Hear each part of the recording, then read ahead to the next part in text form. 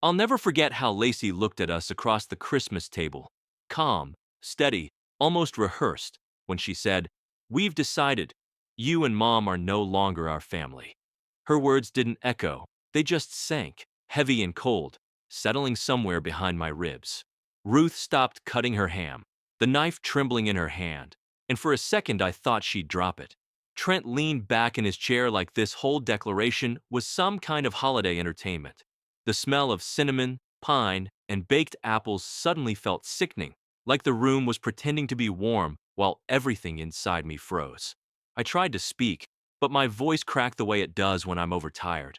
"Lacey, what in the world are you saying?" She shrugged, almost bored. "We're simplifying our lives. No more expectations. No more obligations." And I swear something sharp twisted in my chest. Not anger. Not yet. Just the kind of ache a father feels when love hits a wall it shouldn't have to climb. I'm 61, and you'd think age would dull the sting of things like this, but it doesn't. If anything, it sharpens it. It reminds you how much time you've already spent giving, helping, hoping. And right there, with the candles flickering and my daughter cutting us out of her life, I felt something else build in me. The urge to speak honestly, the way older men do when they've been pushed too far. So let me say this from my heart, as if you were sitting beside me at that same table. Subscribe, hit the like button, and tell me in the comments how old you are and where you're from. For you, it's just a small thing. But for me, it's the reason I keep telling these stories. Then I reached slowly under my chair, pulled out the brown folder I'd brought, just in case, and slid it across the table. "If that's how you feel," I said quietly, "then here's our parting gift." Lacey hesitated, then opened it. And the moment she saw what was inside, her breath caught, and her face turned a color I'd never seen before. Lacey's scream wasn't loud. It was sharp, thin, like someone snapping a twig right next to your ear. She pushed back from the table so fast her chair skidded across the hardwood floor, bumping into the wall where our framed family photo used to hang before she took it down last year. Trent rushed to her side, trying to snatch the folder out of her hands. But she clutched it to her chest the way she used to hold her school notebooks when she didn't want anyone reading her doodles. I just sat there, hands folded, pretending my heart wasn't thumping like an old washing machine on its last spin cycle. "Dad, what is this?" she whispered, though she already knew. She recognized the signatures, the dates, the very clear documents showing where our money, the money we'd quietly saved their family with, had actually gone. Trent's face drained of color. He looked like a man whose lottery ticket had just blown into a puddle. Ruth tried to stand up, but her chair leg caught on the rug again, the same spot it always catches, and I reached automatically to help her, knocking over my water glass in the process. "Great," I muttered. "Even my cup decided to abandon ship tonight." Ruth snorted, half laughing through her shock, because that glass slips from my hand at least once a week, and she keeps telling me to buy something with a rubber grip. But Trent wasn't laughing. "You had no right digging through our finances," he snapped, pointing at me like I was some trespasser in his home. "You think you can just ambush us with whatever this is?" I leaned back, letting him flare up.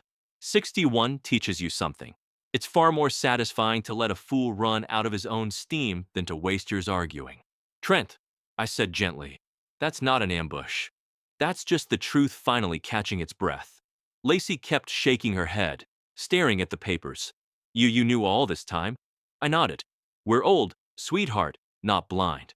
For a moment, a heavy silence settled over the room. The kind that makes the ticking clock on the wall sound louder, harsher, like it's counting down to something none of us were ready for.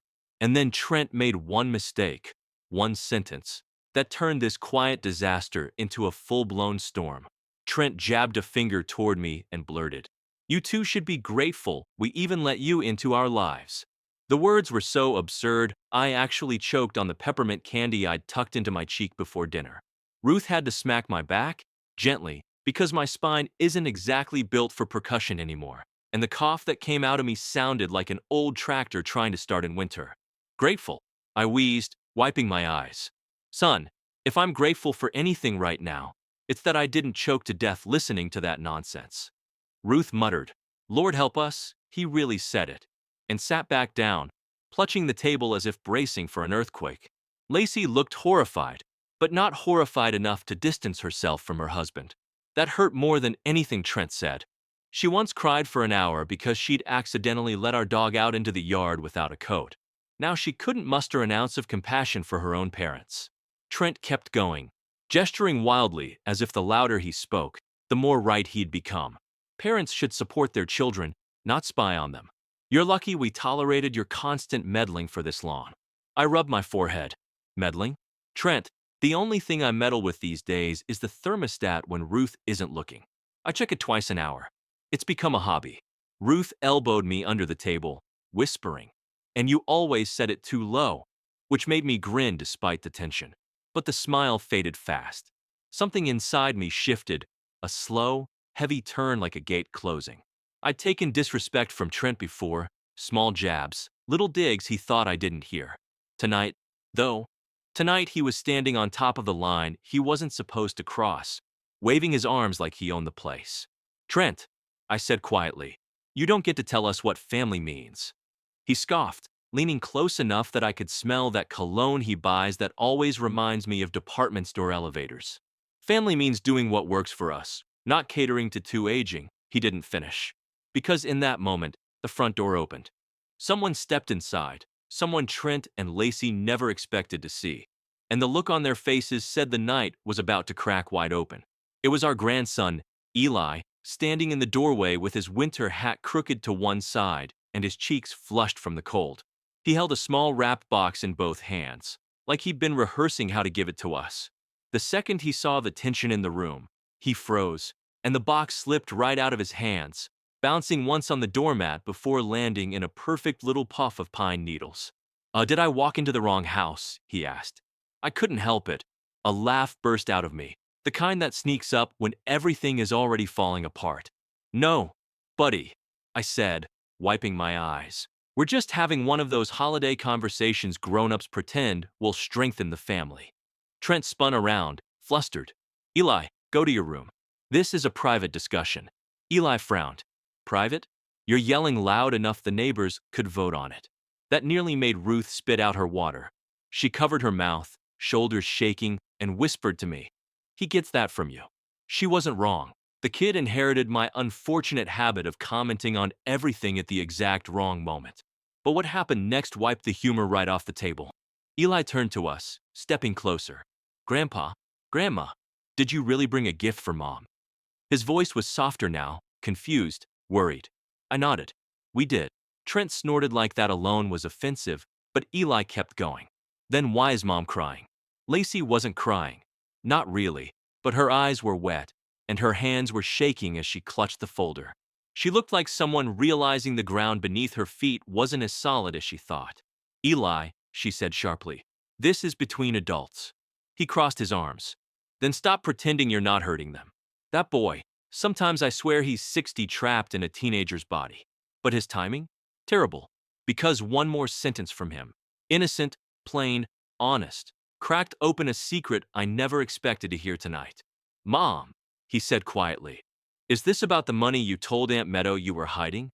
And just like that, every fork, every breath, every heartbeat in that room froze in place. Lacey went pale, the kind of pale that makes you wonder if someone just unplugged her from the wall. "Eli," she hissed, "go upstairs. Now." But he didn't move. He just looked at her the way only a kid who's finally piecing things together can, wide-eyed, hurt, older than he should be.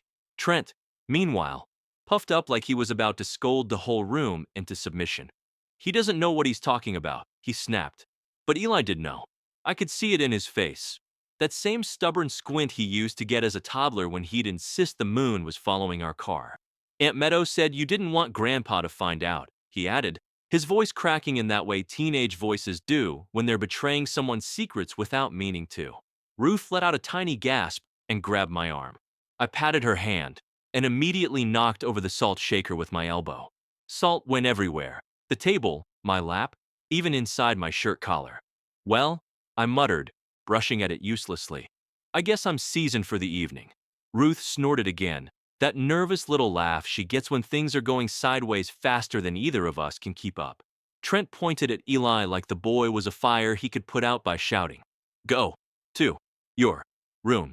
Eli squared his shoulders. "No, not until you stop lying." That did it. Not for Lacey, for me. Something inside me settled, heavy but sure, like a man finally sitting in a chair that won't break under him. Lacey, I said softly, what exactly have you been hiding from us? Her lips trembled. She clutched the folder tighter, as if the papers inside were burning her hands. Dad, please, not in front of him. Why not? I asked. Your words earlier tonight weren't shy. Ruth squeezed my arm again, not to hold me back, but to steady herself. She was shaking, and I hated seeing that. She whispered, Vernon, maybe we should. But before she could finish, Trent exploded. Enough. We don't owe you explanations. Not now. Not ever. He stood, slamming both hands on the table, and the force knocked over the centerpiece candles. One rolled straight toward me, dripping wax on my shirt. I slapped at it like a man trying to fight off a flaming marshmallow. Good grief, I yelped, hopping back. That's the closest I've come to being set on fire since your mother tried to deep fry a turkey indoors. Ruth whispered, mortified. Vernon, don't bring that up. But even the humor couldn't hide what was happening. Trent had snapped. Lacey was unraveling, and Eli stood between them, terrified. Then Lacey whispered the words that shattered the room. Dad, if you knew where the money came from, you'd understand why we can't let you stay in our lives. That was the moment I felt Ruth's hand slip away from mine, and I knew something inside her had broken. When Lacey said those words, if you knew where the money came from, I felt my stomach drop the way it did the first time Vernon tried to fix the gutters and slid down the ladder like a man greased in cooking oil. I stared at our daughter, my daughter, and suddenly she looked like a stranger wearing a familiar face. My hands went cold. I tucked them under the table so no one would see them shaking, though knowing me, the whole table probably saw it anyway. I always tremble when truth starts pushing its way into the room. Lacey, I whispered, what are you talking about? She wouldn't meet my eyes. She stared at the folder instead, as if the papers inside could swallow her whole if she looked too long. Trent hovered behind her like a guard dog with too much ego and not enough sense. Eli watched them both, biting his lip, clearly realizing he had stepped into something far worse than he intended. Vernon reached for my hand, but all he grabbed was the napkin. He has terrible aim when he's upset, and somehow managed to pull it straight into his water glass. The whole thing tipped over and poured into his lap. Oh, for heaven's sake, he groaned, jumping up. At this point, the house should just install a drainage ditch under my chair. Despite the burning in my chest, I nearly smiled. My husband always manages to make a scene at the worst possible moment. It's one of the reasons I love him and one of the reasons I carry an extra towel in my purse. But humor couldn't soften what came next. Lacey lifted her head, and in her eyes I saw fear not of us, but of something she had done. Something she'd convinced herself she couldn't take back. Mom, she said quietly, that money, it wasn't supposed to be yours. Not really. It was something Trent arranged. Something meant for us. And when you found out about it, we didn't know how to fix things. I felt a coldness spread across my back. Fix what, sweetheart? She swallowed hard. You weren't supposed to see those accounts. You weren't supposed to know how much we benefited. Vernon stiffened beside me. Benefited from what? Lacey finally broke. Tears spilled down her cheeks as she whispered, from the house. From your house. From the sale Trent made before you even knew the papers were signed. My breath left me. I grabbed for the table and missed, catching only the edge of the tablecloth, pulling half the silverware toward me with a loud metallic clatter. Typical of me. I can't catch a dish, but I can accidentally drag an entire holiday dinner into my lap. But even that didn't distract me from the truth settling into my bones. They had sold our home, behind our backs, and the money we thought we had saved wasn't ours at all. I looked at Vernon, my husband, my partner of 40 years, and saw something in his eyes I'd never seen before. Not anger, not sadness, something deeper, something final. And that was when I realized Vernon was about to make a decision that would change all of our lives, starting tonight. Vernon didn't speak right away, and that alone terrified me. My husband is many things, clumsy, loud at the wrong times, incapable of whispering even when he tries. But silent? Never. He stood there with water still dripping down his slacks, staring at our daughter as if trying to recognize the child he once carried on his shoulders at the county fair. I gently touched his arm, though I half expected him to knock something over in the process. Instead, I knocked over the butter dish with my elbow. It slid across the table like it was late for a train. Oh, wonderful, I muttered. Even the butter's trying to escape this conversation. But nothing, not even the runaway butter, softened what Vernon said next. Lacey, he murmured, you sold our home. Without telling us. She pressed her hands to her face. Dad, Trent said it was the smartest move. You two weren't using the equity. We needed it. And the buyer made an offer we couldn't refuse. I felt something sharp twist inside me, and then another twist, deeper, when Trent cleared his throat and added with that smug voice of his, it was a business decision. You wouldn't understand the financial logic. My head snapped toward him so fast I nearly pulled a muscle. Trent, I taught you how to fill out your first tax return. Don't pretend you're Wall Street. Vernon's lips twitched a tiny, dangerous smile. That smile always appears when he's done being patient. I've only seen it a handful of times in our marriage, when a neighbor tried to claim our fence line, when a mechanic tried to overcharge us, and once when a mall Santa told Eli he was too big for wishes. Vernon has a quiet line that, once crossed, turns him into a very polite storm. He walked slowly around the table, wiping his wet pant leg with a napkin that now smelled faintly of ham and candle wax. Lacey, he said, do you understand what you did to us? We trusted you. She shook her head, tears falling freely now. Dad, we were going to tell you. We just didn't know how. Usually, I said, folding my arms, people use words. They're quite effective. Trent threw his hands up. This is ridiculous. We've taken care of you two for years. A little gratitude wouldn't hurt. I laughed, a short, humorless sound. Taken care of us? Trent, last month you called Vernon asking if we could help pay your electric bill. Vernon added, and you borrowed my lawnmower so many times I forgot what it looked like. Eli, still standing near the doorway, whispered, Mom, did you really do this? Something in that boy's voice fractured me. He wasn't just asking as a witness. He was asking as a son. Lacey reached out for him, but Eli stepped back. And that was when I saw Vernon make up his mind. His shoulders straightened, his jaw locked, and that dangerous calm settled over him like a winter frost. Ruth, he said quietly, it's time they heard the rest of the truth. And my heart lurched, because I knew exactly what truth he meant, the one we had hoped never to reveal. I felt my breath hitch when Vernon said those words, the rest of the truth. Because that meant he was ready to open a door we'd kept shut for years, a door sealed with quiet sacrifices and a promise we'd made in the middle of a sleepless night long ago. My fingers clutched the back of a chair, and of course the chair moved, scraping loudly, wobbling, nearly tipping over. Leave it to me to make a dramatic moment sound like someone dragging furniture across a bowling alley. Lacey looked between us, confused and frightened. What truth? Trent crossed his arms, smirking like this was about to somehow vindicate him, a spectacular display of misplaced confidence. Honestly, the man could be sinking in quicksand and still brag about his shoes. Vernon took a slow breath, the kind he takes before telling news he knows will hurt. Lacey, he said gently, the money in those accounts wasn't the only thing we discovered. I stepped beside him, placing a hand on his arm so I didn't start shaking again. Your father and I continued, found documents we never expected to see.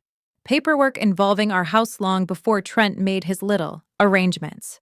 Trent scoffed. Oh, please. You two don't even understand half the paperwork you sign. He should not have said that. Vernon turned his head slowly, painfully slowly, and fixed him with a look so cold I thought the thermostat dropped 10 degrees.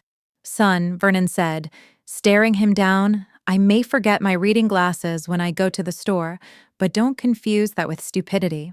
And I added, he definitely doesn't forget when someone tries to cheat us. I tried hiding peanut brittle once, and he still found it through sheer intuition. Vernon cleared his throat. Lacey, before Trent sold the house. He tried to put his name on the property. Lacey blinked. What? That's impossible. We thought so too, I said.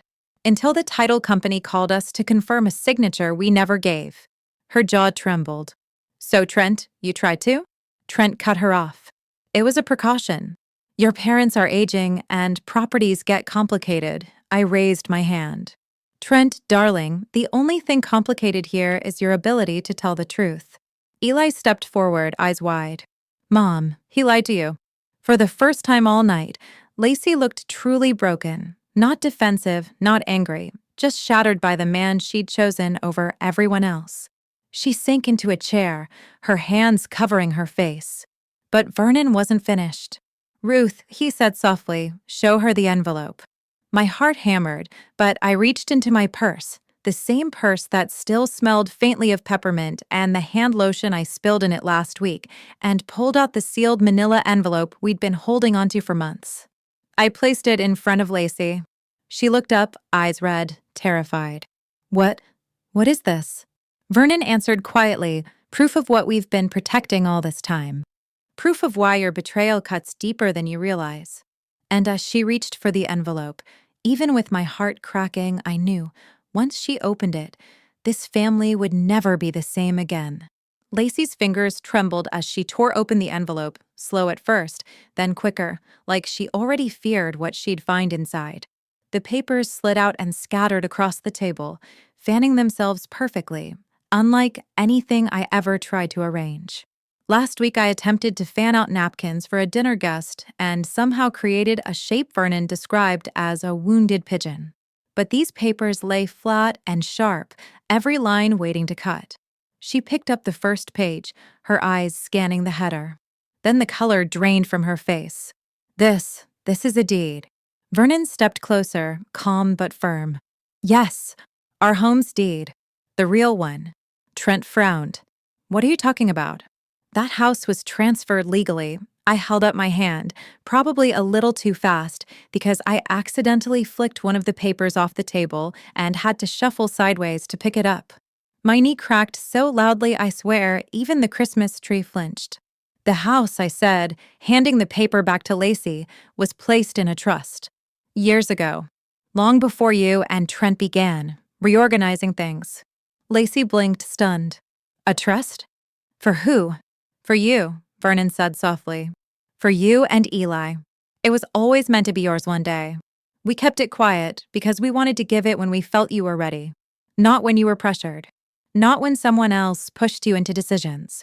Trent's face twitched, a strange mixture of panic and fury. This is ridiculous. If that's true, why didn't the trust company inform? They did, I cut in. Twice. That's how we found out someone tried to add their name to the title. Vernon leaned forward. You were counting on us being naive, Trent. But age doesn't make us blind. It makes us cautious. Lacey looked at page after page, signatures, dates, notarizations, everything ironclad. Then she looked up at us with tears streaming. So, the money from the sale was stolen, Vernon finished. Not from us. From your future. Eli stepped beside his mother, placing a hand on her shoulder. For the first time, she didn't push him away. Instead, she clung to him like the child she used to be, the one who cried when she lost her first tooth because she thought it would never grow back. Vernon sighed, rubbing his forehead. We didn't want tonight to happen like this. But when you told us we weren't family anymore, we realized you didn't know the full story. And we knew, I added softly, that if we didn't speak now, the damage might become permanent. Trent slammed his fist on the table.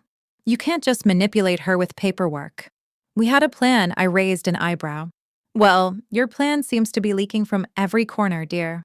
Maybe get a bucket. Eli snorted. Lacey didn't. She stared at Trent as if seeing him for the first time, really seeing him. Her voice was barely a whisper. You lied to me, about everything. And just when I thought the moment couldn't grow heavier, Vernon reached into his coat pocket, slowly, deliberately, and pulled out one more document. A final card in a game he never wanted to play. Lacey, he said, placing it in front of her, this one. This changes everything for all of us. Lacey stared at the last document as if it were a candle in a dark room, small, fragile, but capable of showing her everything she'd been stumbling through. Her fingers hesitated before touching it, the way she used to hesitate before stepping onto the ice at the winter rink when she was little. I remembered that child brave once she found her footing, terrified until then. And right now, she was that little girl again. She unfolded the page. Her eyes swept across the text once, then again, slower. Her lips parted. This is a revocation form. Vernon nodded. Yes, it legally cancels the sale of the house. The trust supersedes any unauthorized transfer. The buyer was notified this morning. The sale is null. Silence fell, heavy but clean, like fresh snow. Eli let out a breath he'd been holding for what felt like hours. Trent looked like someone had yanked a rug out from under him and replaced it with a truth he couldn't argue with. Lacey's chin trembled. You saved it? After what I stepped closer and took her hand, gently but firmly. Sweetheart, we didn't protect the house from you. We protected it for you. Her shoulders collapsed inward, and suddenly she was in my arms, not as a grown woman, but as the daughter who used to crawl into our bed after a nightmare. She sobbed into my shoulder, her entire body shaking. Mom, Dad, I'm so sorry. I let him twist everything. I let him twist me. Vernon placed a hand on her back, his voice steady, warm. Lacey, mistakes don't erase family. But hiding the truth almost did. Trent tried to speak, some excuse, some justification, but Eli stepped forward, blocking him with a quiet strength I didn't know the boy had. Mom, he said calmly, we can go. Just us. You don't need him tonight. That broke her all over again, but in a good way. She nodded. Trent sputtered. You can't seriously, Lacey, we agreed. Vernon looked at him with a calm so cold it made the window frost seem warm. You agreed with yourself, Trent. The rest of this family is done with your plans. Trent grabbed his coat and stormed out, slamming the door so hard one of the ornaments fell off the tree. It rolled across the floor toward me, and naturally, when I bent to pick it up, I hit my head on the table. Oh, perfect, I muttered, rubbing the spot. A Christmas concussion. Just what I wished for. Lacey laughed through her tears, a small laugh, a broken laugh, but a real one. We spent the next hour quietly. No yelling, no accusations. Just talking, healing. Eli helped me gather the papers. Vernon made tea, though he forgot to turn on the kettle at first. He stood there for 3 full minutes waiting for cold water to magically boil. When he realized, he just sighed and said, Ruth, don't tell anyone, which of course I immediately promised to tell everyone. By the time they left Lacey and Eli together, she hugged us both tightly at the door. Mom, Dad, thank you for not giving up on me, she whispered. I kissed her forehead. We're too old to give up on anything that matters. Vernon closed the door behind them, leaned his forehead against it, and let out a long, tired breath. I slipped my arm through his. Well, I said, Merry Christmas, old man. He chuckled, resting his head on mine. Merry Christmas, sweetheart. And Ruth. Yes, we didn't break tonight. I squeezed his hand. No, we didn't. We stood. And that was the truth of it. Our daughter fell. Our family cracked. But we, 2 aging, imperfect, stubborn hearts, we stood our ground. And in the end, we got our family back.